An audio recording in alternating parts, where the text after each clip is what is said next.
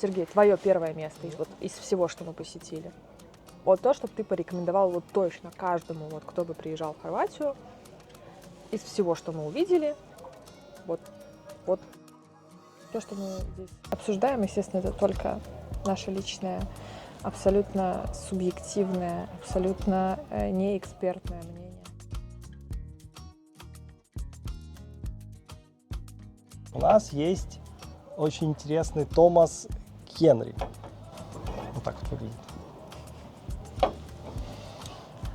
Так, открывачка. Лимонад, по-моему, очень похожий лимонады мы пили в самом лучшем месте, которое мы ели. Это был этот самый ресторан наш «Амбар». О, это вообще пушка просто. Амбар. Слуни? Это... Слуни называется. Мы тут много коверкаем названия, и поэтому потом, когда надо произнести это правильно, Макарска, Слунь и прочее. Вот. И вот в этом ресторане были вроде как такие лимонады они заказывали. Достаточно вкусные. Что вообще по Хорватии по кухне? Из такого, что было бы прям национально. У них вот картошка есть такая с какой-то травой. И рыба. Мясо. Мясо что у них там? На самом деле по мясу почему-то у них очень распространены стейки, причем стейки различные, но стейком, наверное, нигде никого не удивишь, но плюс-минус стейки везде были неплохие. То есть были очень много дорогие. пиц, то есть очень много итальянской кухни представлено здесь. Вот из национального, вот если вы придете, то есть это в основном это рыба, морепродукты, ну креветки, ну то есть вот что-то такого, что вот попробуйте, приедете в Хорватию, попробуйте обязательно. Вот что ты можешь сказать? Я ничего не могу сказать, честно, вот чтобы вы приехали в Хорватию и вот прям вот без это этого наша, наверное, недоработка. Это грибы, вот эти, господи, как же. Трюфели. Ну, у нас сейчас есть сыр купили, с трюфелями. Да, сыр с трюфелями. Мы где-то там в ресторане брали какой-то салат с трюфелями. Вонючий просто. Пробуй. Ты уверена, что я хочу это знать? Ну, пробуй, ну. Это, скажу так, это второй лайв-тейстинг сыра в моей жизни. Первый был в Амстердаме. Плесень, вообще страшно распаковывать даже, что это воняет.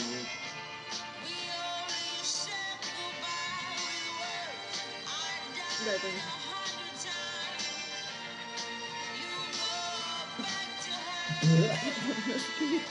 Бля, мне реально как носки воняет. Я это есть не буду. Я буду.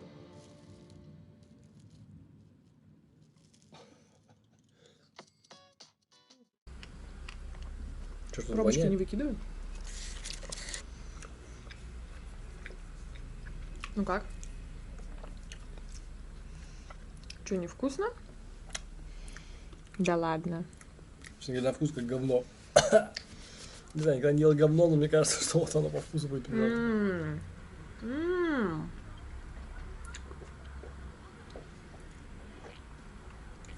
Тебе понравилось? Божественно. О боже. Черт. О нет. Вот. Очень вкусно. Этот сыр, вот он так выглядит. Даже Мара, короче, не смогла на это смотреть, это буду есть. Ужас. Может быть, когда-нибудь это видео выйдет, оно выглядит максимально смешно, как сейчас говорится, мем смешной ситуации ужасная. Фу, блин, но он воняет. Он воняет, вонючий и невкусный, честно.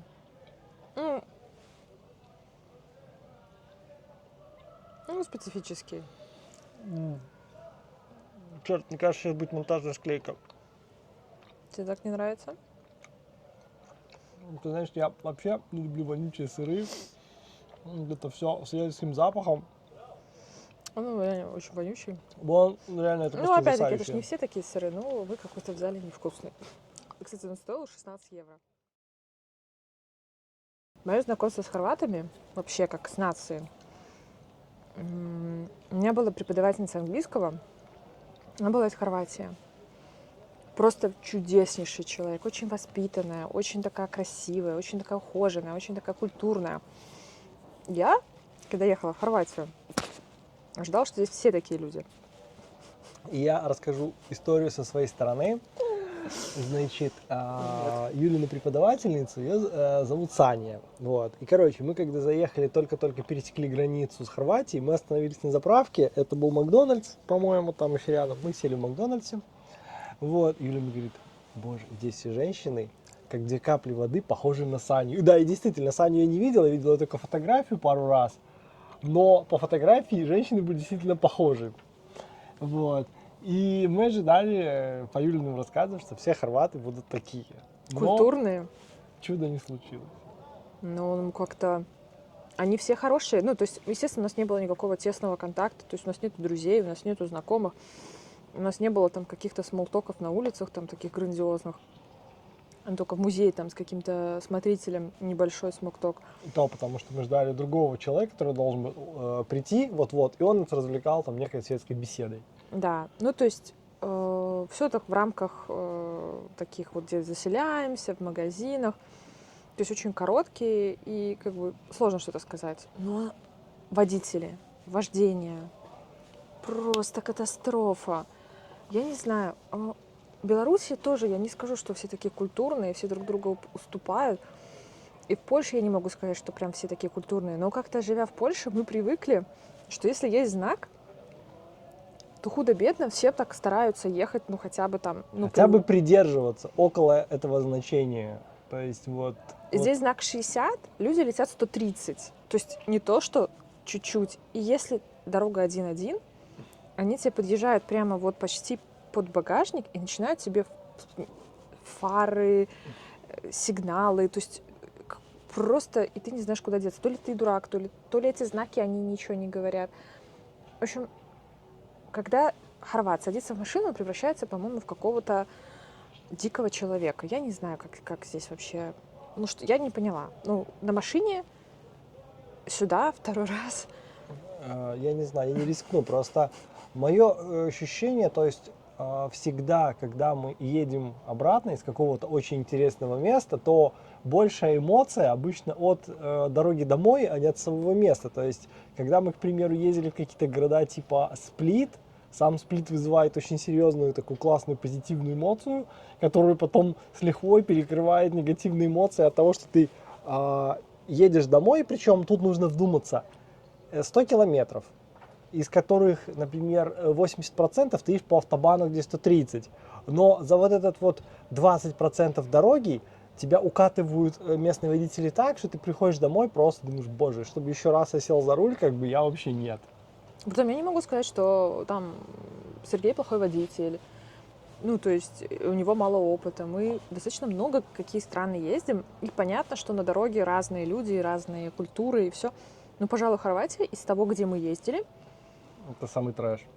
это прям очень Ну тяжело ладно, было. мы самый-самый-самый, тут прям трэш-трэш, но это совсем просто другое нужно понимать. Это Маврикий. Во-первых, там движение с другой стороны. Нет, ну не было там, нас там никто не подрезал, нам там никто не сигналил. Там совершенно было культурно. Никто не подрезал, но там немножко было организовано движение так, что Слушай, ты, тут например, перед едешь нами по... и в тормоз выезжали, тормозили. Тут просто вот ну понятно, что мы здесь очень много ездили, то есть мы, по сути, 50% мы были за рулем, и 50% мы где-то ходили. Ну Даже, да. наверное, 20% ходили, 30% спали. Потому что, да, то есть за рулем Сергей был очень много. И дороги мы насмотрелись, и дорог разных, и дорог и автобанов, и каких-то абсолютно горных, таких, где вообще никого нету, и каких-то... Ну, то есть дороги разные, водители одинаковые. То есть, Ну да. да, дороги хорошие. То есть дороги платные, дороги хорошие, покрытие, в принципе, даже в горах неплохое.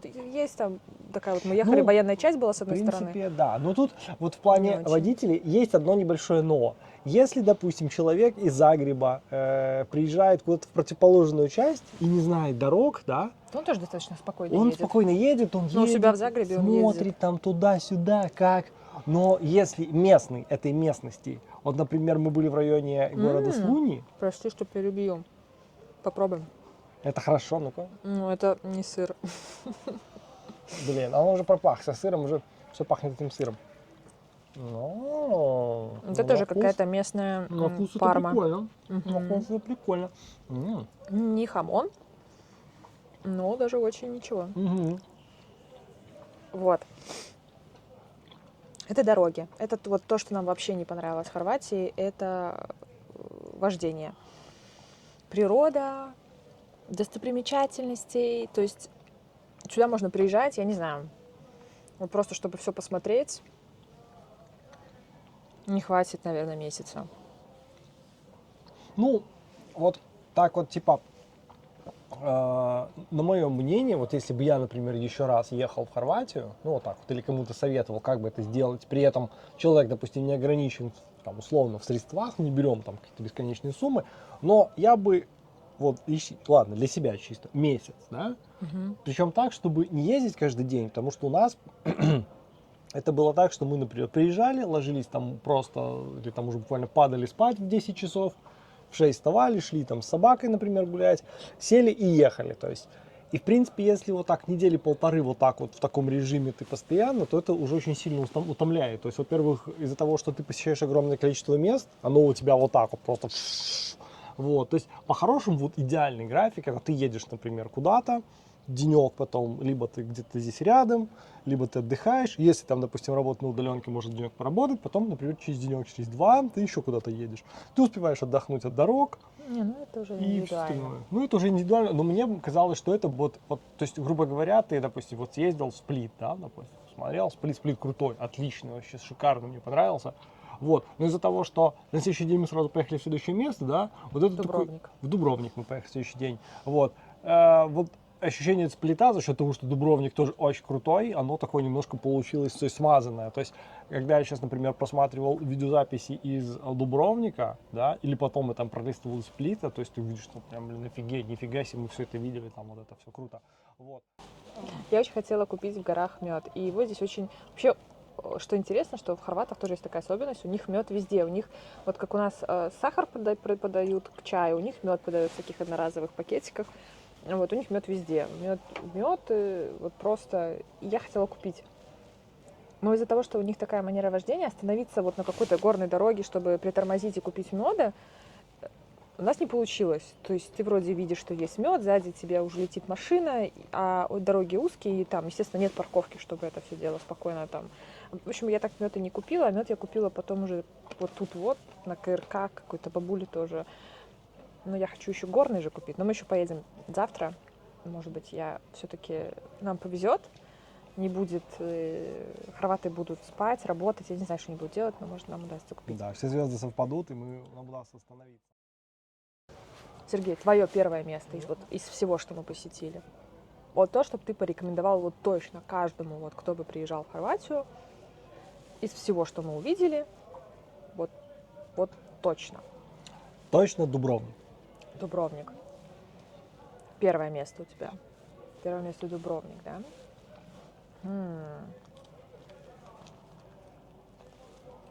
Мне сложно сказать, у меня в голове столько всего, и они такие все разные. Пожалуй, я бы сказала, что из таких вот самых мест, которые которые лично я при всем, везде, где мы ездили, вот я никогда не видела такого плана места. Это национальные парки с водопадами. У них их несколько, это КРК и Плитвицкие озера. Водопадов мы видели много. Я не могу сказать, что здесь какой-то отдельный водопад, он прямо какой-то необыкновенный. Ну, то есть водопады. Но вот именно в таком количестве, когда река образует столько-столько водопадов, и как это сделано, как это устроено, все дорожки. То есть такого я не видела, в таких местах я не была. Вот. И, пожалуй, вот какой-то из этих двух национальных парков обязательно нужно посетить. Значит, мы были на Плитвицких озерах. Мы уже там видео было, уже рассказывали, что нам не понравилось. Не понравилось только одно, что он очень-очень-очень популярный. Я думаю, что каждый слышал Хорватия, Плитвицкие озера. Хорватия, Плитвицкие озера. И понятно почему. Но очень-очень-очень много людей. Это вот прям большой минус. Это не место, это, скажем так, не минус достопримечательности. От этого места не стало хуже. Но, ну, как бы, вот как можно рекомендовать место, когда ты приедешь, и ты подумаешь, боже, зачем я поехал в этот ад? Ну, просто еще стоит тут сделать такую, опять же, сносочку. Если про Плитвицкие озера, то мы там были, скажем так, уже совсем не в сезон. То есть нужно понимать, что здесь как бы сезон закончился, огромное количество личных мест, отелей, все закрыто. И при том, при всем людей было просто море. Страшно даже представить, как здесь, когда сезон, когда, во-первых, жарко. Например, здесь вот мы были в очень комфортной температуре, там около 20 градусов, там, Да. плюс-минус. Вот если вы не большой фанат прямо, чтобы лежать на солнце, а больше такой вот по туристическим тем самым, то середина октября, ну, нам повезло с погодой. Дожди были, и, в принципе, дождливых дней было, ну, наверное, 30%. Вот, особенно, ну, вот в части, где Плитвицкие озера, Велибит, Северный, вот там вот горные части, там другой климат, совершенно другой климат, там холоднее градусов, ну, на 5, на 6, наверное, ну, так прям совсем. Ну да, мы даже когда ехали по градуснику, было видно, что мы выезжали со стороны Плитвицких озер, там где как раз Велибит, то есть там, по-моему, было 16, а когда мы приехали сюда, здесь было 22. То есть прям вот так вот едешь вниз, теряя, ну, то есть спускаешься вниз, и прям вот сразу температура повышается. Да, то есть, ну, в общем, озера. У меня озера, у Сергея Дубровник. И по стоимости Дубровник сам по себе мы заплатили очень дорого за вход на стену, чтобы посмотреть в Дубровнике. Значит, вокруг Дубровника, вокруг города идет сама эта стена. Вот. Это, скажем так, особенность этого города, что, опять-таки, такого города я тоже не видела раньше. Вот, поэтому это мое первое место, потому что в целом, ну, если брать там, вот, ну, если разобрать в деталях, там, допустим, тот же КРК или там те же Плитвицкие озера, но это, опять же, мое субъективное мнение, то определенный уровень насмотренности у нас присутствует, потому что, ну, да, какие-то озера мы видели, да, там, водопады мы тоже видели. Конечно, такое устройство, как это все так вот работает и все вместе, такого мы раньше не видели, лично я. Но, тем не менее, в каких-то отдельных деталях я видел. Ну, город такого плана, как Дубровник, во-первых, там очень-очень-очень классное море, оно очень красивое. Нам очень повезло с погодой, и вот эта стена, которая окружает старый город, это выглядит все прямо, блин, очень круто. Я такого никогда не видел, поэтому и был моим топом. Вот. Ну да. То есть такой город именно вот как им удалось сохранить его в таком прям. И что там? И там в основном старый город, там и есть крепость. Ну, то есть нам, в принципе, за один день мы даже по стене по всей не прошли. Мы прошли по городу, по улочкам походили, покушали и забрались на стену уже последний, может, час. То есть одного дня... Уже на закате. Закатный свет был, было очень красиво. Это был прям восторг. То есть одного дня нам не хватило. То есть, ну, опять-таки, у нас не целый день, мы же там не проснулись, мы пока туда доехали, нам от Макарской до Дубровника ехать где-то 2,5 часа. Ну, около, да. 2,5 часа в одну сторону. То есть достаточно долго, то есть 5 часов туда-сюда. И да, в общем-то... Ну и по бюджету, то есть если вот так, мы не будем брать там какие-то мелкие расходы, там где-то там, не знаю, воду в магазине и так далее, то есть из основного самое дорогое это, ну, обед смотрите сами, но мы в принципе не шикуя пообедали, по-моему, это было 107 или 106 евро, заплатили за то, чтобы подняться на стенку 80. 35 евро на человека. Да, 70 евро. 70 евро просто подняться наверх, пройти по вот этой вот стене. И еще из дорогого это паркинг. Мы поставили машину на подземном паркинге. Там, в принципе, паркинги есть. Но мы как-то приехали, то есть мы там не сильно ориентировались.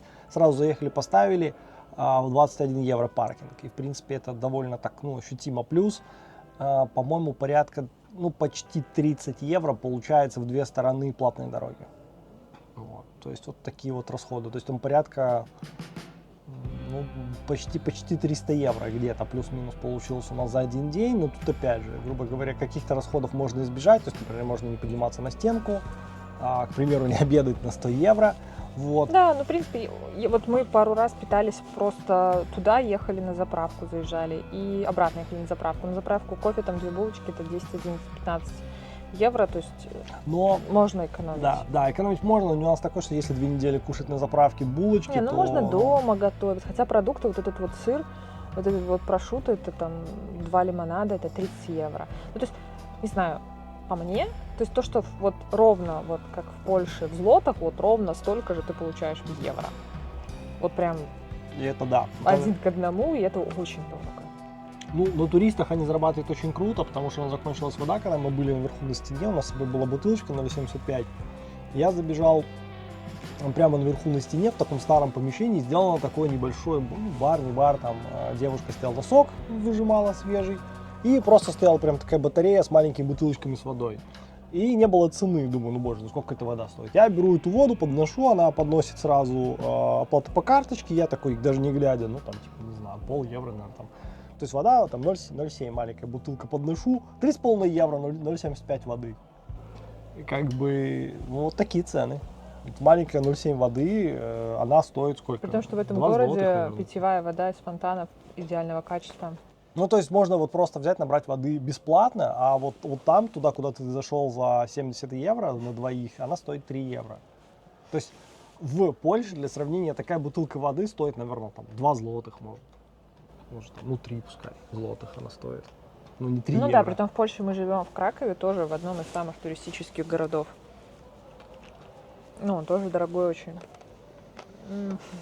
Окей, хорошо. Второе место. Твое второе место. Давайте я покажу. Мое второе место КРК. Ну, вот отчасти я уже объяснил, почему оно второе. Потому что как бы это национальный парк. И национального парка такого плана я не видел никогда. И он... Ну, первое, самое основное, там не было такого количества людей. То есть мне было максимально там приятно ходить. Я чувствовал себя там... Я скажу честно, мне очень тяжело, когда много вокруг людей. То есть вот когда ты стоишь, то есть не то, что там я не люблю людей, но просто когда вокруг я пытаюсь там что-то посмотреть, и постоянно вот кто-то вот ходит, я ощущаю некую тяжесть. Вот. И, короче, то есть вот из-за того, что людей не было, мне было значительно приятнее. Вот. Ну и сам, конечно, парк, вот эти водопады, все вот это выглядит просто восхитительно, на мой взгляд. Опять же, была прекрасная, шикарная погода, было ни жарко, ни холодно, было прям супер. Вот, то есть, ну вот у меня такие ощущения. Так, до КРК мы ехали где-то 1,5 часа Да. отсюда. Угу. Паркинг бесплатный был, но это все как бы относится только вот, допустим, к октябрю, потому что у них в зависимости от сезона у них меняется и стоимость входных билетов, и от года в год она дорожает, и вот все, что мы рассказываем, это, естественно, все такое, Ну, субъективно. да, очень временное. Вот, и вход, боже, я забыла, 6 евро, нет, не 6, 18, По-моему, 17 евро. по-моему, тоже 18, в общем, все, я забыла, сколько был вход, но дешевле, по-моему, чем на Плитвицкие. Если на Плитвицких там 4 часа вы ходите, ну там есть разные маршруты, но один из таких самых популярных 4 часа, то здесь сколько мы всего, по-моему, У нас был маршрут 10 2 километров часа, прошли. вроде как. Мы выбрали маршрут, который 2 часа, потому что мы посмотрели, там что... он один был. Туда, там на КРК есть много входов, и то есть там сам парк, он огромный. Есть там, по-моему, 2 или 3 входа. И вот мы, который главный, Скрадницкий бук, вот это вот, там дорожка идет такая же, как на Плитвицких озерах, с деревянными этими самыми мостками. 2-3 километра.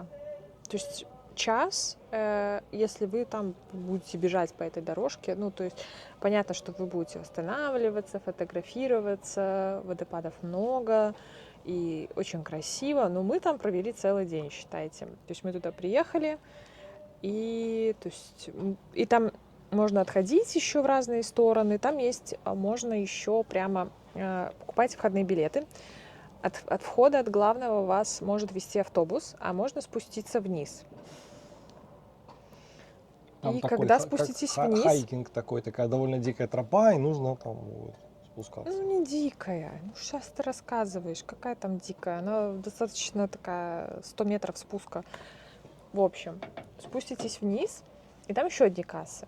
И вот там можно купить билеты на пароход. На пароход на 2 и на 4 часа. Не знаю, что там 4 часа, где он вас там будет возить, пароход. И тоже 20-40 евро. Мы не покупали. И также есть вот такая классическая деревянная, и потом вдоль самой реки тоже есть дорога. И тоже там можно взять, там была аренда велосипедов, я видела. Вот. То есть спокойно можно запланировать и на 1, и на 2 дня просто КРК.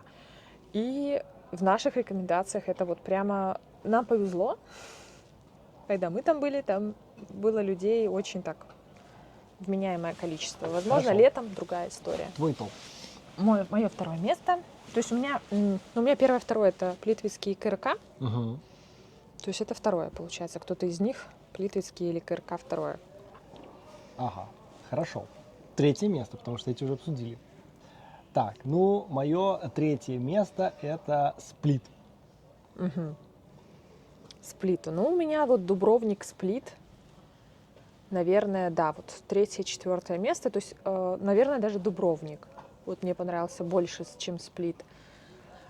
Хотя и тот город очень красивый, но Дубровник, вот, как мы говорили, за счет его, скажем так, уникальности. То есть он такой прямо вот... Сплит, он тоже там, по сути, стена, но она не так не сохранилась так хорошо, как в Дубровнике. Там такие чисто фрагменты есть, которые такие были реновейшн. И мне кажется, Сплит меньше в итоге. Именно старая часть. Мне показалось, наоборот, больше. Больше? Угу. Но мы ходили там, поднялись в Сплите, как раз-таки мы еще поднялись в парк, там туда наверх. Там зоопарк. Слушай, хотя ты знаешь, я вот сейчас так думаю, наверное, все-таки ты права, потому что мы в Сплите, я бы сказал, что мы почти весь центр прошли. Там Да. он не такой большой, мы там буквально там чик-чик-чик и прошли. А в Дубровнике мы так нормально вроде походили, и все равно, когда мы поднялись с тобой наверх на стенку, Да, мы только я половину понял, прошли. что, ну, как бы большую часть того, где вот внизу, мы не ходили. Да, там и мы не как-то заходили ни в какие, то есть у нас не хватило времени, чтобы в каких-то музеях походить, там на форт мы не сходили, то есть не поднялись, там еще в Дубровнике есть фуникулер, то есть там на фуникулере можно тоже еще на гору подняться, на форт, и там тоже есть смотровая площадка. Ну, то есть по-хорошему, ну, Дубровник можно спокойно брать вот с ночевкой, то есть приезжать туда, ну, как бы. В Сплите мы ходили в подземелье. Ну,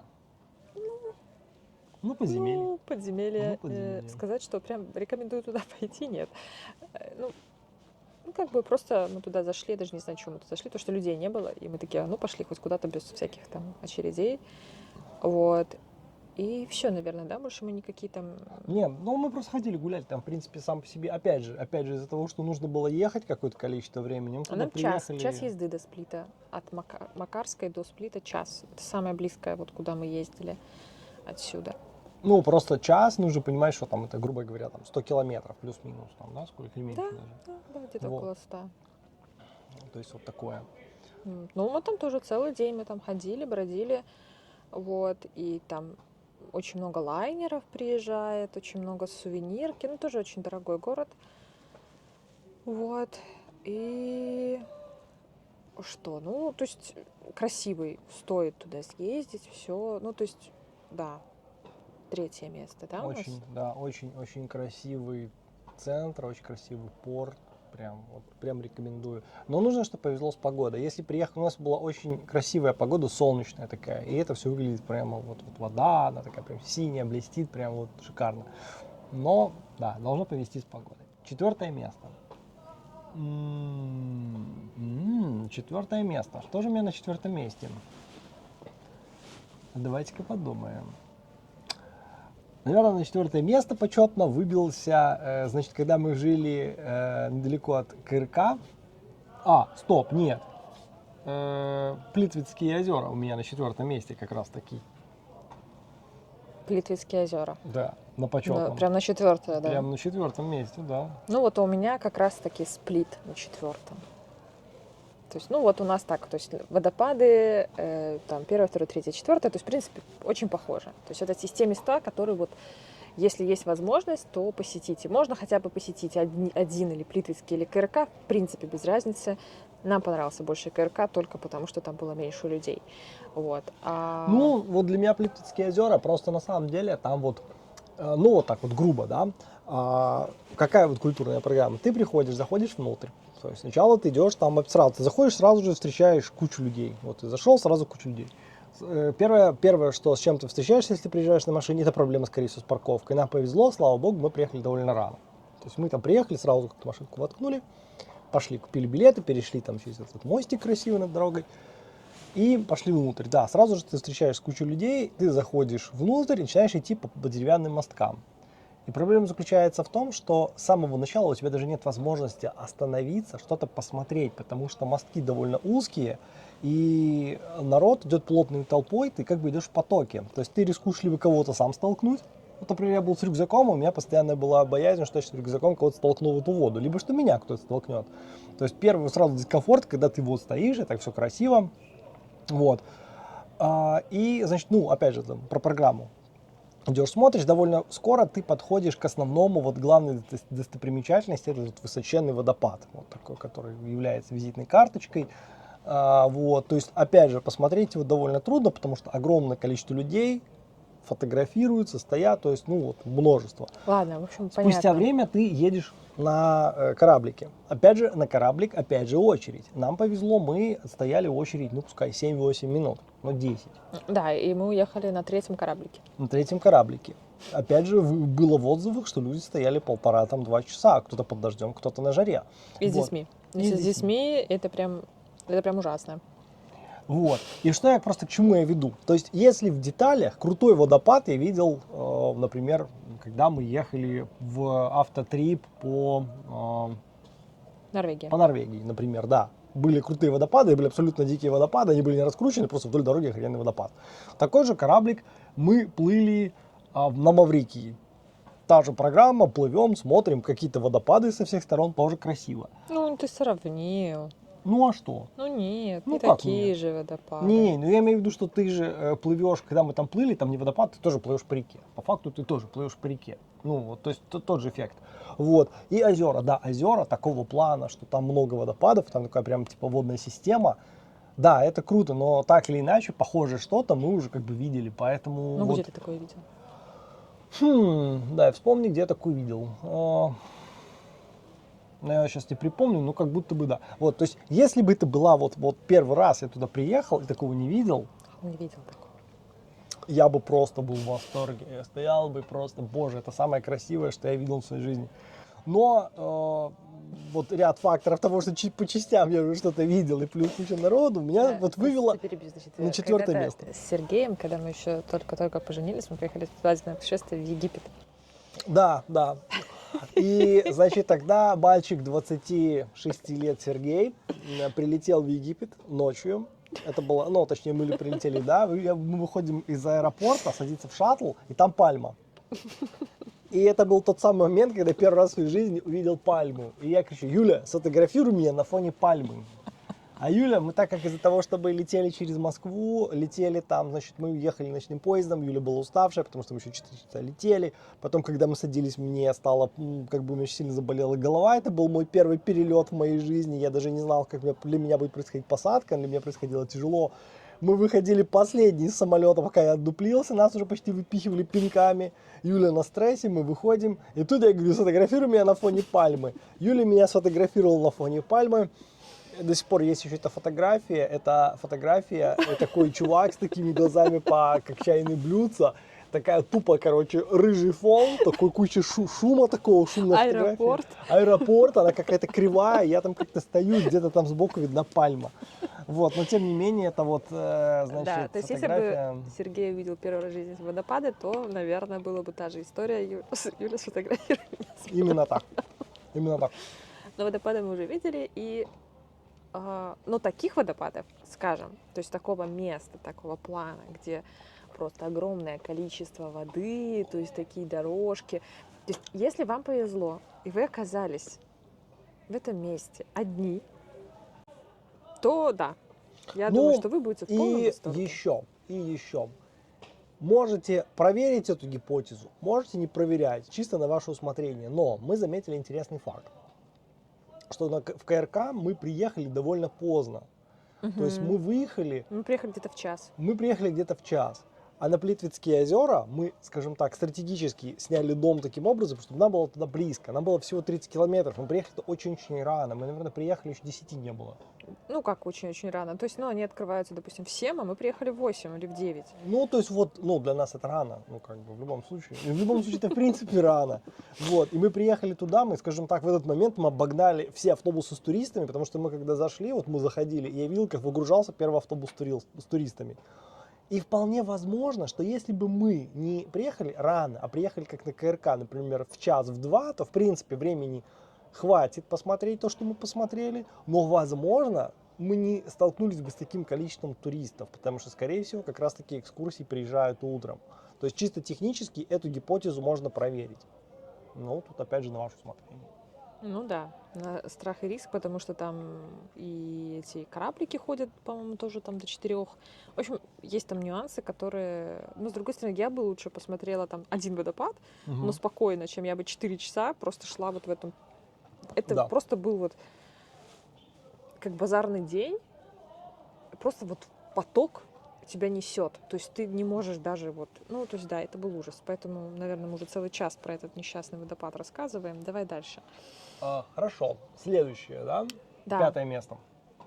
5 место. Что у тебя? Мое 5 место, это мы, когда снимали дом недалеко от Плитвицких озер, там была деревня. Я думаю, что лучше это будет где-то внизу написать, но деревня называлась вроде как Слунь или Слуни. Там вот эта вот непонятная буковка, вот эта с птичкой была, я не знаю, как это правильно читается. Ну, Слунь, наверное. Называли это Слюни. Слюни, это было смешно. Вот, значит, были мы в Слуни. Вот, и получилась довольно интересная история, что мы сперва попали в сам город, даже не так было.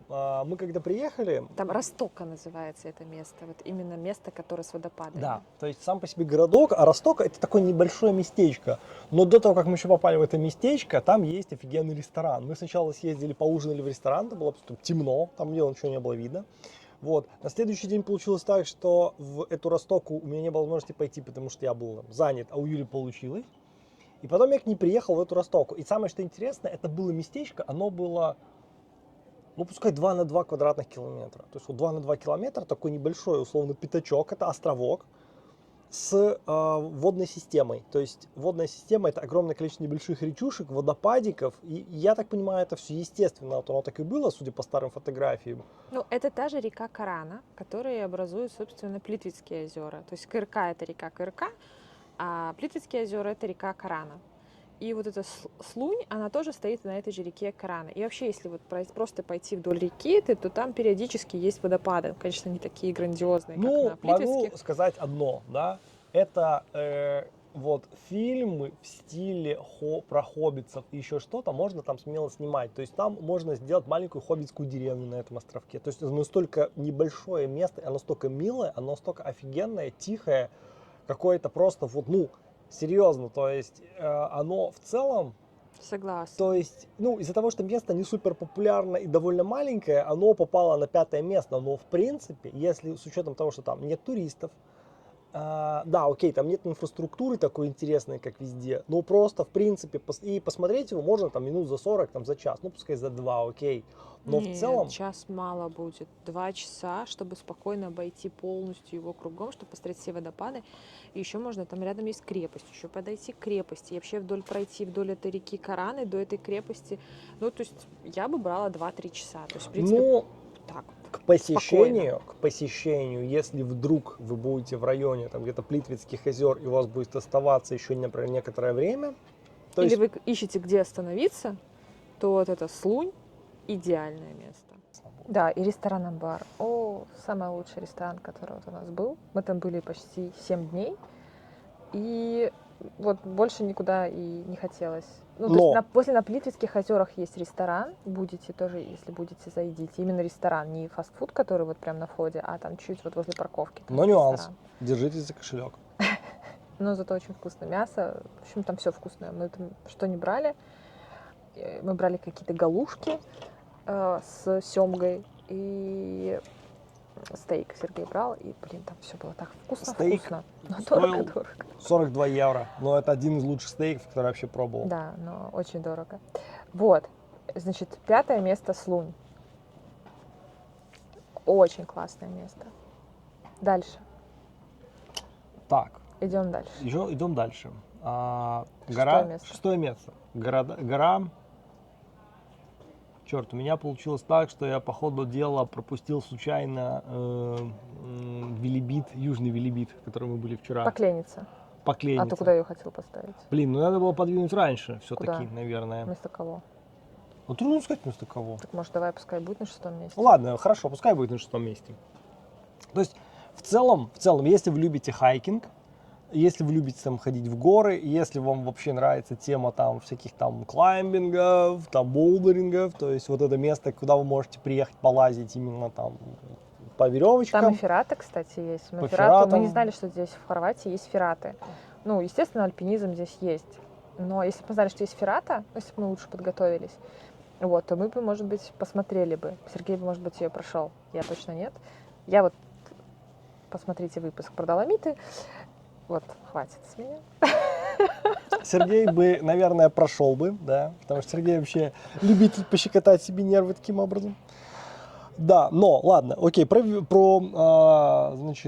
Про Покленицу. Покленицу. Покленица — это тот же Велибит, только он находится уже, это его, скажем так, маленькая часть, там невысокие, ну как невысокие, там есть достаточно высокие скалы, но ниже, чем, допустим, Северный Велибит. Северный Велибит там 1600 мы ходили. Вот, здесь они пониже. В национальный парк у нас было 2 евро машина, парковка, заезд, и по 6 евро на человека вход в национальный парк. Это то, что мы заплатили. Вот, мы туда приехали, нам было 2,5 часа, достаточно далеко отсюда. И что? Ну, нам хватило вот эту тропу пройти. Сколько мы прошли за день? 16 километров где-то? около того. 16 километров, 8 километров в одну сторону, можно короче. То есть мы дошли до самых последних уже там этих схрониска, потому что мы такие люди, которые очень любим прийти в схрониско и покушать. Ну, в приюты, то есть дойти вот до верха и там сесть покушать. И вот мы-то, собственно, шли покушать, и это было просто И это было, да. разочарование. И это было разочарование. Мы потому что пришли, то есть их было 3. Мы просто уже люди разбалованные польскими схрониска. Когда ты поднимаешься на гору, там стоит дом, прям такой дом, в нем тепло. Да, втоплена, например, печка, если это зима. Ты такой заходишь, там тебе могут там напоить, И притом, накормить. неважно, как там вы можете ходить зимой, летом, осенью, там всегда будет открыто, там всегда будет тепло, там будет, в общем, нам там практически всегда рады. И чем менее туристическое, тем больше рады. Вот. А здесь мы таки приходим. Здесь нет. Первый раз в жизни я видел высота там была такая совсем смешная, 500 метров над уровнем моря, бой наружной рекламы. Это было просто капец. То есть представьте, кусты, там, ладно, лошадиные коровьи какахи, и стоит борт, там, дом туда, потом, значит, идем, дом туда, потом стоит один другой, и один там условно пытается выше другого поставить, и написано, кто не бывал в доме Ивана, тот не был там в Покленице, или там не был там в Хорватии. Такие прям лозунги всякие, эти зазываловские. А чтобы вот на этих билбордах, там бассейны, там какие-то девушки в купальниках, такие модели лежат. А мы идем, ну там нету мобильной связи. Там как бы, там горы, абсолютные Причем нужно горы. понимать, что мобильная связь заканчивается еще даже до момента, как вы заедете на парковку. То есть вы съезжаете с трассы, проезжаете, там условно подъезжаете к этому вот месту заезда, подъезжаете к билетной кассе, покупаете билет, проезжаете по шлагбаум, и в этот момент, как выключают рубильник, все это время ваш телефон будет вот просто 0 связи. За все время, что мы там были, в каком-то месте, где мы там были повыше, случайно телефон какой-то там что-то словил. Все остальное время просто тупо 0 связи вообще. То есть вот... Кстати, еще маленькая такая ремарочка, что в принципе везде, где мы были, во всех национальных парках можно с собаками. В Плитвицке можно с собаками, в КРК можно с собаками, в Покленице можно с собаками, в Северный Велибит тоже можно с собаками, только на поводке. И очень много людей ходили с собачками. То есть это такое просто для тех, кто поедет с собакой, потому что вот мы ездили, мы свою собаку не берем, потому что он уже старый, Он уже, к сожалению, может только плавать, и у него только пляжный отдых. Он плавает в море. Вот. Но если ваша собака подготовлена и может спокойно пройти там 16 километров, то, Ну и да, опять же, нужно понимать, что собака не должна бояться, например, вот наш Тим боится ходить по каким-то прозрачным лестницам, там, вот, допустим, да. Если ваша собака не Да. боится, или где-то есть даже минимальная высота потенциальная, там вот она будет сбоку, там справа, слева, и собака будет увидеть, она этого не боится, идите смело.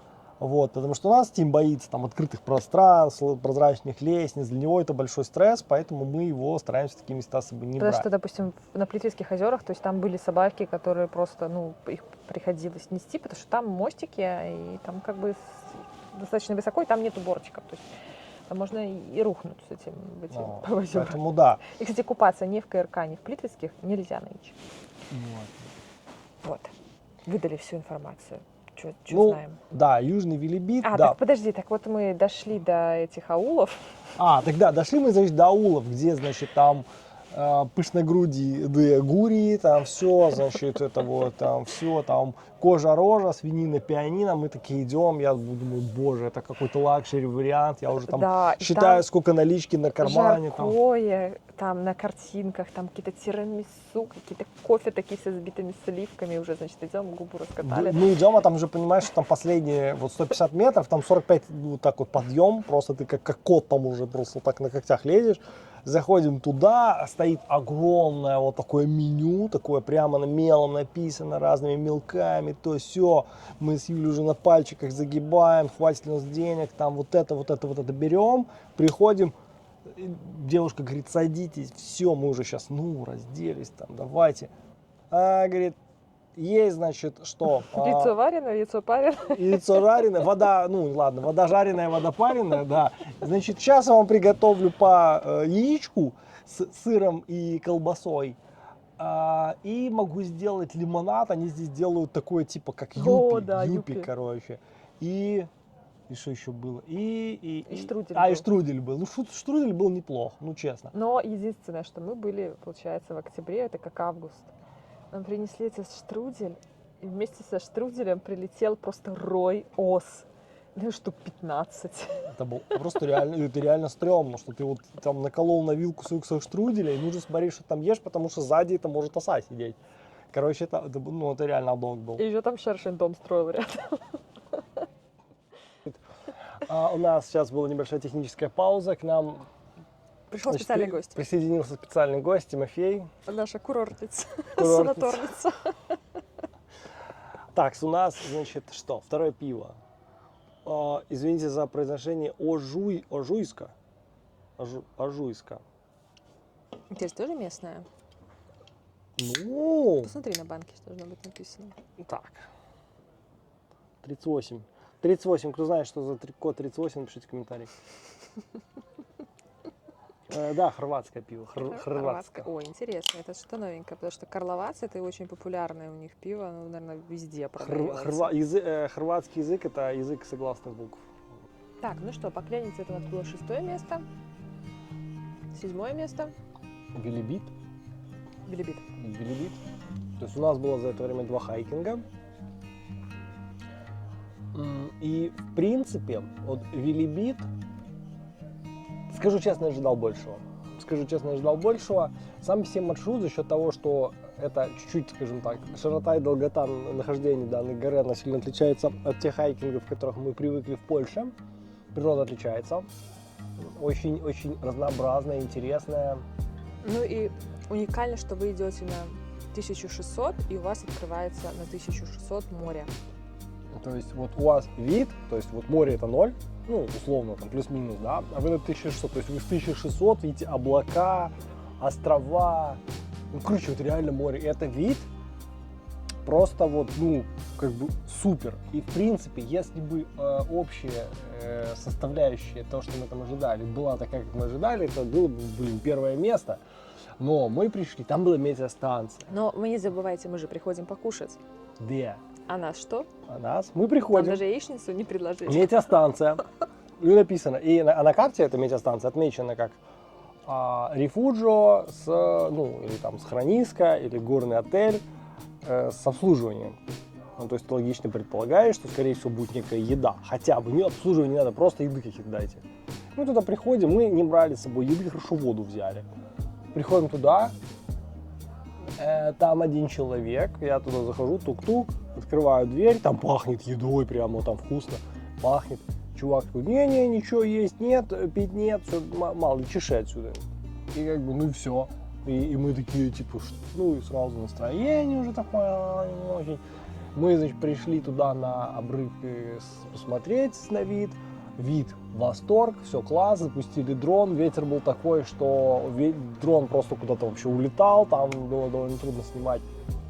Мы там замерзли, руки заледенели, Ну да, то есть, лицо заледенело, если и мы здесь оттуда мы в свалили. шортах и в майках, и здесь где-то плюс 20-24, то там было, я была в пуховике, в жилетке, в таких хороших теплых штанах, в шапке, в рукавицах, и ветер был просто ледяной. Но это наверху на самом. Внизу все в порядке. Меня, кстати, здесь москитов очень много, комариков. Они мелкие и капец какие кусучие. Я не знаю, как летом, но сейчас их просто Самый прикол, жрут. комары фантомы, их не видно, не слышно, вообще ни Да, комаров, они не ни жужжат. звуков вообще. Ну ты просто такой сидишь, все хорошо, тишина абсолютно, и через полчаса ты понимаешь, что тебя уже просто съели. Чешешься весь. Вот. То есть, и тоже вот этот вот маршрут, который мы ходили, нам чат GPT, мы у него тут спрашивали, советовались с экспертом, и он нам рассказал, что, значит, вы до туда доезжаете до вот этой самой высокой точки. Я не помню, как это правильно называется, это схрониска, Завижан, или как, сейчас, место, дом Завижан, да, 1594 метра. Вот, он говорит, вы туда заезжаете, и там дальше идете, и там, ну, там очень-очень много маршрутов. И почему у нас такое, может, еще скомканное впечатление, что мы планировали идти по хребту, вот. А получается, в итоге наш хайкинг, мы очень поздно приехали, мы очень долго ехали, мы ехали 3 часа. Около 3 часов. За счет того, что Там ехать недалеко, там, по-моему, 120 километров было от нашей точки. Ну, нужно сказать, что это был наш, по сути, первый выезд. И мы, ну, когда мы ехали туда, мы просто, типа, там, смеялись, угорали от того, как стояли знаки. Ну, просто ехали, там, стоят знаки, там, 50, 70, через 20 метров снова 50, вот такая. То есть мы ехали, повеселились, приехали, а потом утром уже поехали непосредственно на место. И это для нас вот это вот был первый опыт, о котором мы уже говорили, что это было просто мега тяжело.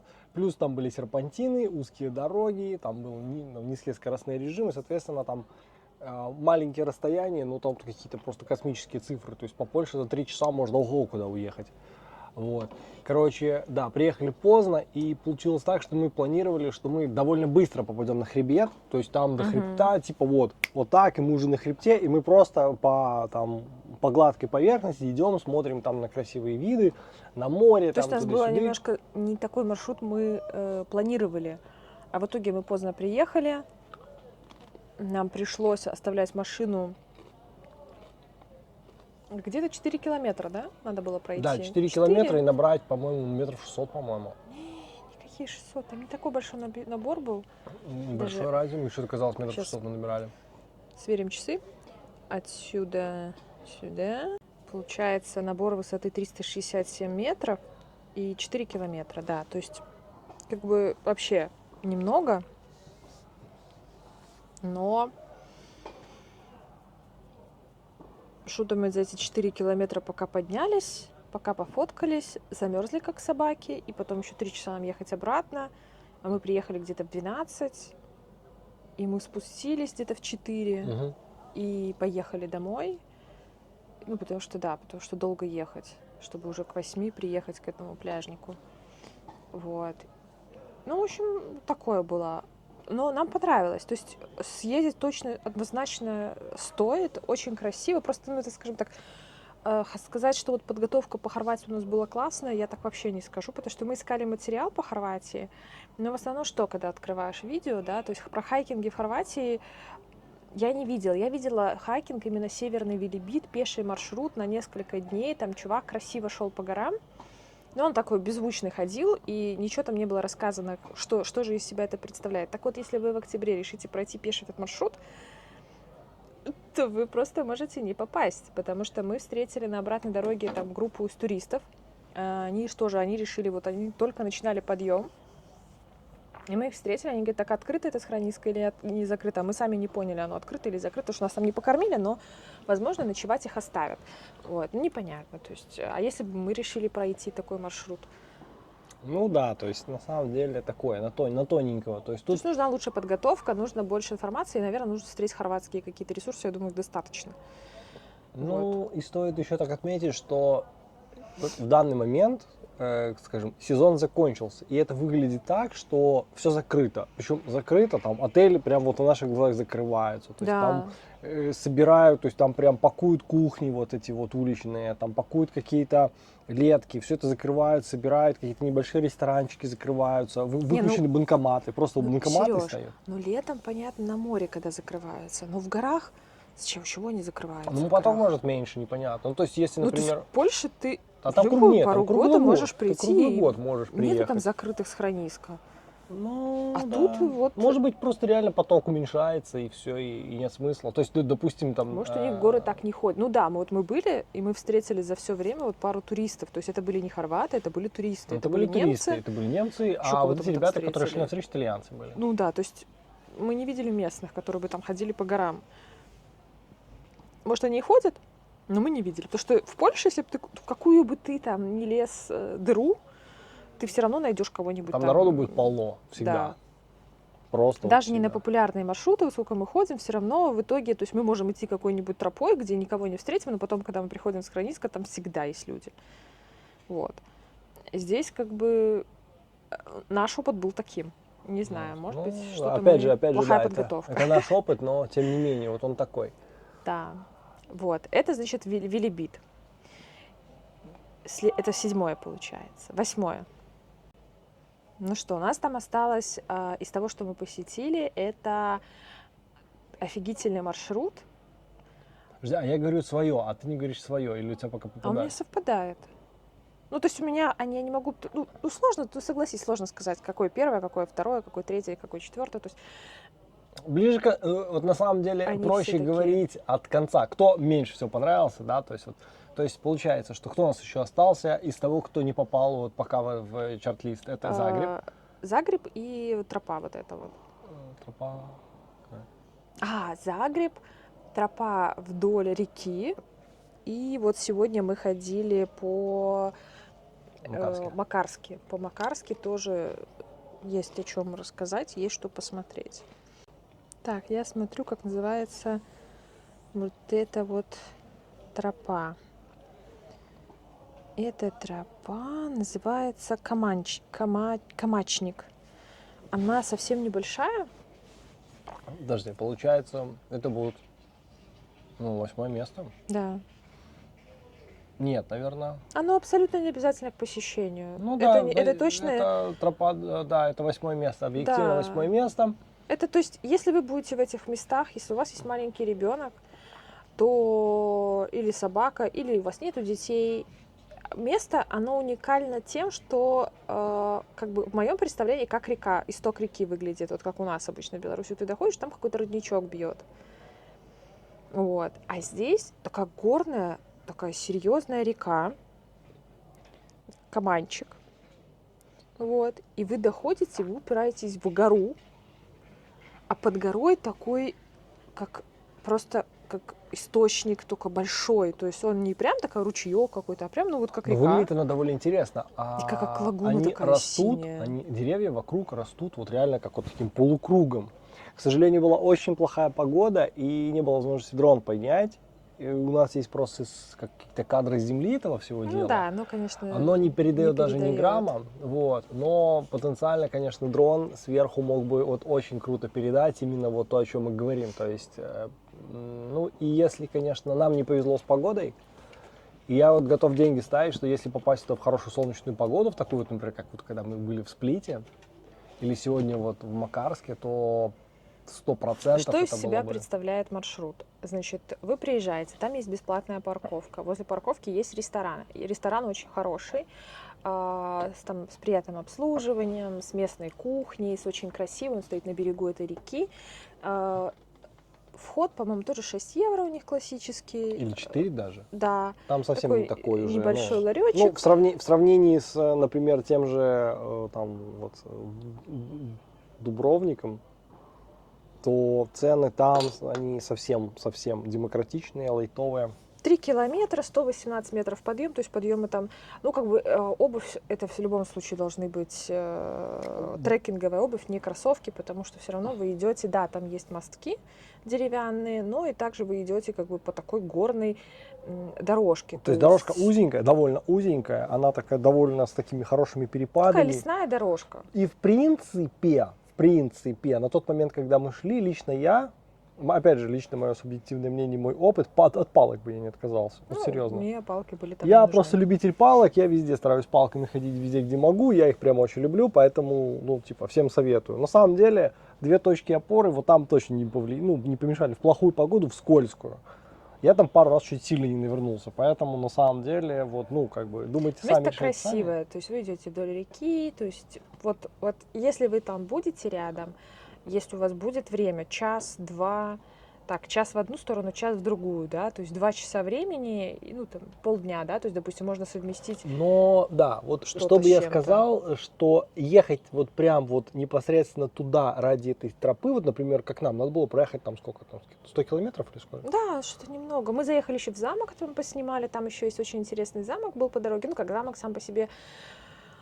Ну, опять-таки. Ну, опять же, ради замка, чисто вот ради замка одного вот куда-то ехать. Да, Ну, то есть тоже это, не, вот, допустим, ну. если сравнить Дубровник, да, и вот этот замок, который мы смотрели. Ну, Нет, нет, конечно. абсолютно нет. Но мы любим такие места. Это место для местных. То есть это локальная история. Там в этом замке есть, получается, музей альпинизма, быта, о войне, вот, которая была как раз-таки, когда шло разделение Югославии. То есть там как бы вот как-то вот все собрано вот в этом замке. То есть вы и по замку погуляете, и историю узнаете, вот, и Ну, гид город, есть на английском. город такой, в котором находится замок, как называется? Сейчас скажу, как этот город называется. И там еще тоже я очень хотела купить книжку сказки писательницы, которая как раз-таки в этот замке там это все писала. Вот, но у меня сложилось... Агулин Агулин, называется, да. Агулин. Но у меня сложилось... И этот замок стоит, прости, что перебиваю, пожалуйста, этот замок стоит как раз-таки тоже возле каньона. Там такой большой-большой река Добра, и там тоже очень красивая такая, прям, ну то есть глазами очень красиво. Ну, не сфоткать, не передать это невозможно, но если вы будете там где-то проезжать этот Агулин, то можно спокойно заехать. Ну, да, нам понравилось. Да. Ну, там довольно интересно, если выйти из самого замка, еще обзорочка такая есть, там грот прям под замком, пещера такая затопленная водой, то есть в этот грот тоже, кстати, можно попасть из этого замка, там ходит экскурсия, но, опять же, ехать чисто в сам Агулин, вот если вы где-то живете рядом, поехать в сам Агулин, ну, типа, сомнительно. Опять же, на саму тропу, тоже ради самой тропы, то есть если куда-то ехать, там зайти, чисто пройти быстро туда-обратно, тоже как бы, ну, прикольно, вот. Но другой вопрос, что это занимает 2 часа, тут туда-обратно, да, и как вот ты, например, куда поедешь, вот, ну, там вот.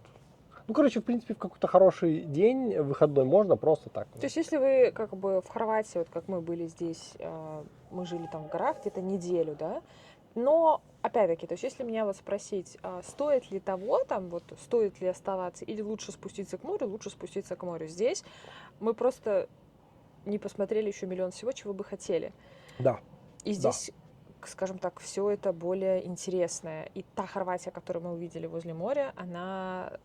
Вообще другая. Да, она другая. Просто, и опять же, она вот мое такая. субъективное вот мнение, я больше по горам. То есть вот я там больше мне нравятся горные вот эти массивы, там виды горные.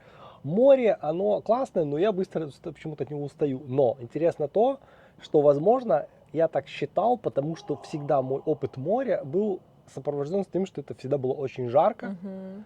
А тут получилось так, что мы приехали, и это по большому счету, вот мое любимое море, это Балтийское, потому что там для меня никогда не было холода, и всегда было красивое море. А тут мы приезжаем, тут тепло и охрененно красивое море. И плюс у нас еще тут получилось так, что домик с такой крышей, и я так вот прихожу, и как только я еще вышел из машины, я такой, вау, класс. И вот этот вау у меня пока еще ни одной минуты не было, что я прям вот в чем-то тут разочаровался. У нас, в принципе, довольно простой домик.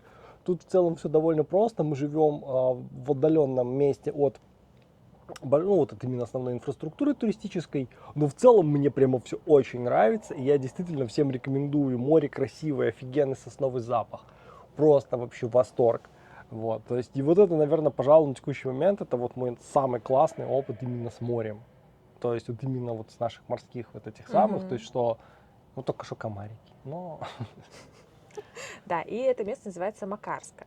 Это мы живем уже в такой больше зоне кемпингов, то есть тут уже практически отели заканчиваются, но здесь просто, ну, очень классно.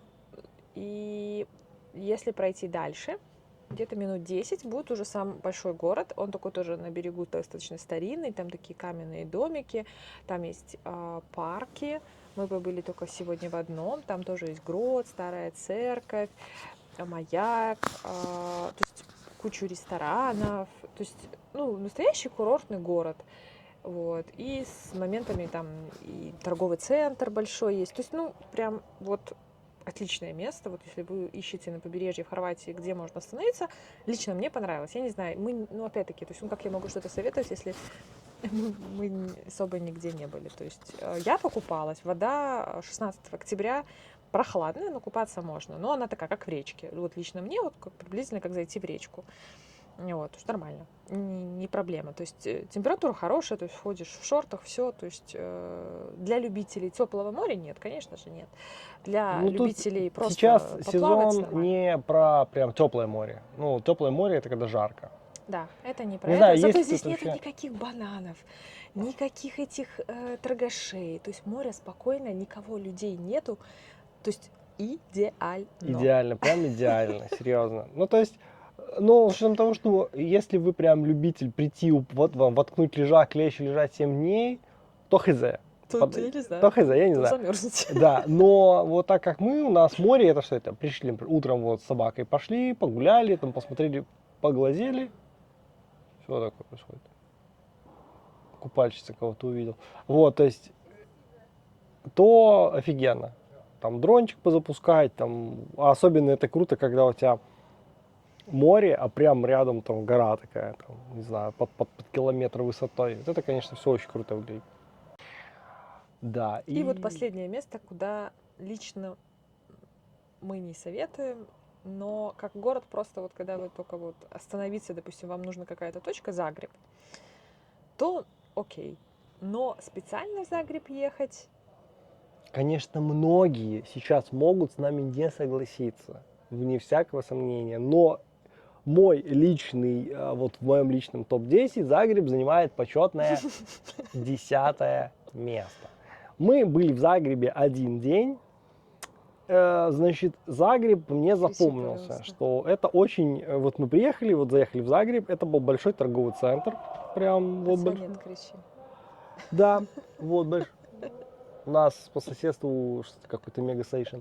Вот, значит, Загреб, это вот запомнился торговый центр. Мы поставили машину на парковке торгового центра и пересели на Uber. И это, в принципе, на мой взгляд, это было гениальное решение. Просто гениально. Юля придумала просто гениально.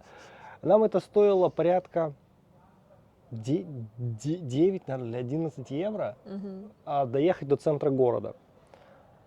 Ну, Там где-то 7 километров надо было скажу доехать. честно, центр города, то есть если вот мы когда вот Что там... мы сделали? Мы поднялись на... Сергей поднялся на ратушу, там старинный, вот там есть, получается, в центр города, ну, как бы, естественно, старый город, и туда ведет, как это называется, вагончик, там, самый короткий Фуникулер. в Европе фуникулер, там он, я не знаю, ну, 3 пролета лестницы. Вот, можно проехать, можно пройти, и там наверху стоит старинная типа ратуша. Вот, до нее можно подняться, поискать Сергеевы очки. С ратушей там вообще, конечно, было. Значит, я захожу на самый-самый верх. Вот. И такой балкон, и там прям очень сильный ветер. А у меня на вот этой вот, на рюкзаке, вот на вот там, на шлеечке очки были. Они были так вставлены. И такой сильный порыв ветра, и я не знаю, как это получилось. Очки так подхватывают ветром, и они не падают, а они так летят мимо меня. Вот так. и падают на крышу и падают в водосточную трубу, водосток. Я вижу свои очки, и я понимаю, что если я вот вылезу на крышу, я просто упаду вниз. Ну, я на них так постоял, посмотрел, погрустил, ну и все. Вот. Дальше, значит, кроме ратуши мы еще походили там по центру. Ну и, ну, по поводу самого центра, блин, хрен его знает. Он как-то так закончился резко, то есть даже не успев по факту для нас начаться. То есть старый центр города для меня, например, вот не будем брать вот те города, которые у нас попали в топ, там, в первую тройку, там, например, там, тот же Сплит. То есть он на самом деле даже проигрывает, ну, то есть, допустим, тот же Краков его рвет просто там в сухую по красоте центра города. Вот, то есть, как бы, ну, это просто столица, ну, нам, конечно, может, какой-то деловой центр и так далее, поэтому на тот момент мне казалось, что, вот, наверное, вот музей Никола Тесла, наверное, спасет ситуацию. Ну, к сожалению, нет. Да, мы пришли, действительно посмотрели интересный музей, там, как он называется у них правильно, технический или технологический музей. Это не первый наш технический музей, то есть мы были в Дрездене, В Дрездене. по-моему. Это, наверное, был Мы и в были Праге. в Праге. И они, на самом деле, очень такие, я не знаю, ну, наверное, все-таки топ это Дрезден. Все-таки он самый большой, он очень интересный. Ну, это такой, там, посмотреть на старый велосипед, там, на первую стиральную машину можно, там, на набор, какие раньше были виды лопат, от палки-копалки до современной, там, титановой лопаты, вот. И довольно интересная экспозиция, живая, это было непосредственно Николы Тесла, там отдельно Да, такой это зал. то, что мы никогда еще вот такого плана не видели, это было интересно. Это было интересно, то есть выглядело это так, что приходит мужчина и рассказывает там, значит, вот там такая разработка, допустим, 2 там людей из зала. Выходят, например, девочки, в основном это были маленькие девочки или мальчики, там лет 10-12, вот, и довольно интересно, им там давали различные там палочки, лампочки, и говорили там, вот, поднесите лампочку туда-то, включали там вот это вот изобретение там в каком-то масштабе, ну, макеты были, там, например, просто человек держит рукой там вот эту неоновую лампу, лампа просто загорается, то есть, ну да, это, конечно, выглядит довольно Да, интересно. или так. вот эти вот молнии. Молнии, да. Четко Фарадея.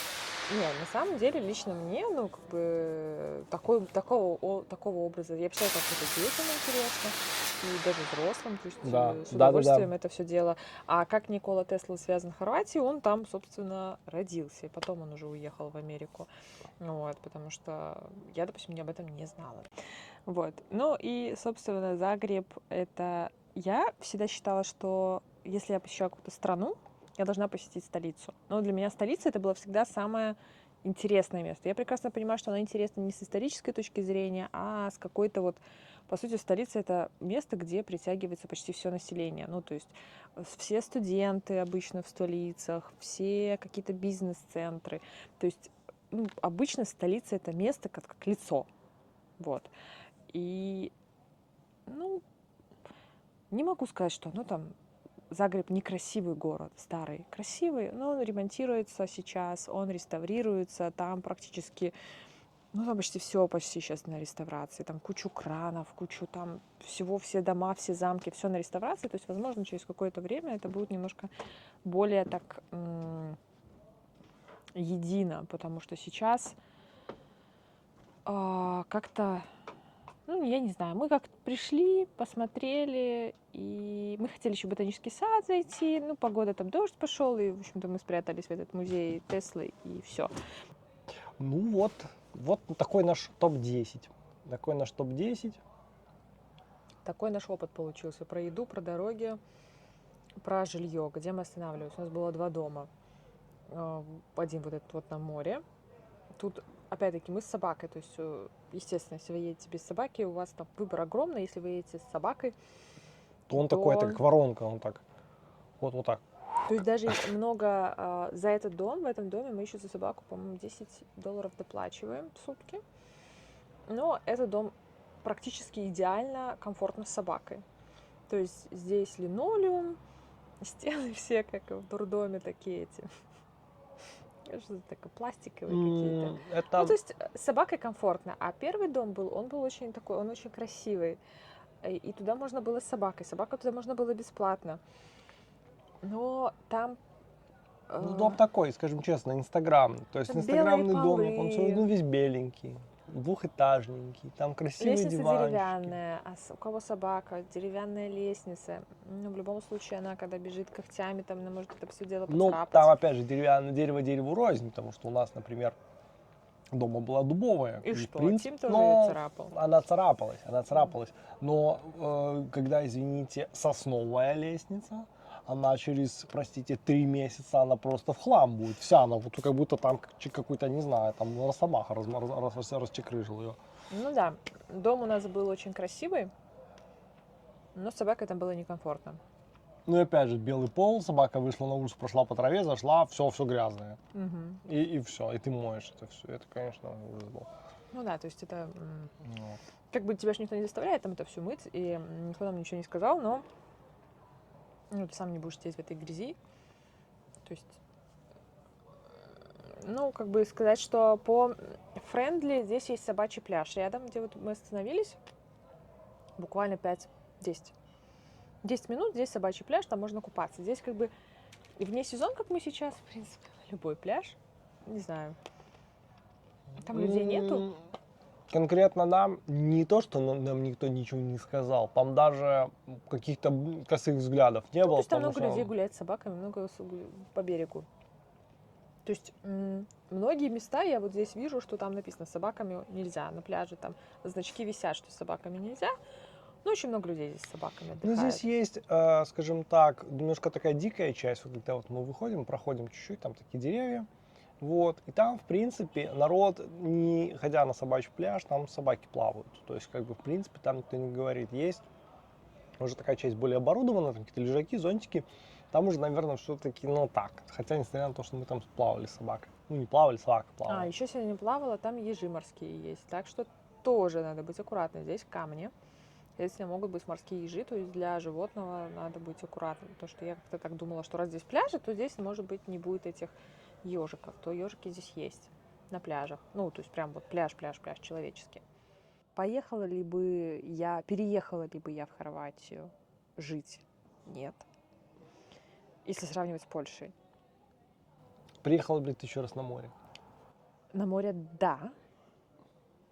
То есть, возможно. Возможно, но не точно. Хорошо, допустим, представим ситуацию, что есть вариант еще раз приехать сюда, в Макарску, приехать, например, на море в Дубровник или в Сплит. Ну вот так. Ну вот именно как вот именно морской. Насколько я еще знаю, раз. в Сплит там вообще никто на море не ездит, там Ну там же негде возле, купаться. возле Сплита, по-моему, есть пляжи какие-то. Ну, насколько я знаю, что там... Ну? Ну, опять-таки, это что-то я там где-то что-то читала, где-то что слышала. Я слышала, что возле Дубровника очень хорошие пляжи. Не знаю. Вообще, в принципе, я вот просто... Когда ты не был еще в стольких местах, допустим, мы еще просто не были в миллиарде местах, то ехать в одно и то же место, в одну и ту же страну, мне как-то так, мне все время жалко. Я все время хочу, тут же я была, понятно, что я не видела все, но, я не хочу я все видеть, а хочу просто вот именно вот так побывать. Я, допустим, очень хочу в Грецию, я хочу съездить, метеоры посмотреть. Я хочу посмотреть Кипр, я хочу посмотреть Крит, я хочу посмотреть... в Черногории я была. Вот. Кстати, Черногория ты не был. Она другая. В Боснию мы увидели такой красивый тоже, когда искали. Рядом с Плитвицкими озерами есть национальный парк Уна. Вот. И мы не поехали только потому, что для белорусов там виза не нужна. 30 дней можно без визового режима в Боснию. Но граница, естественно. То есть Босния это уже не Евросоюз, то есть нужно проходить полноценно границу. И мы побоялись, мало ли что, чтобы собака тут одна сиротинушка наша не осталась. Вот, мы решили не ехать. Вот. Все.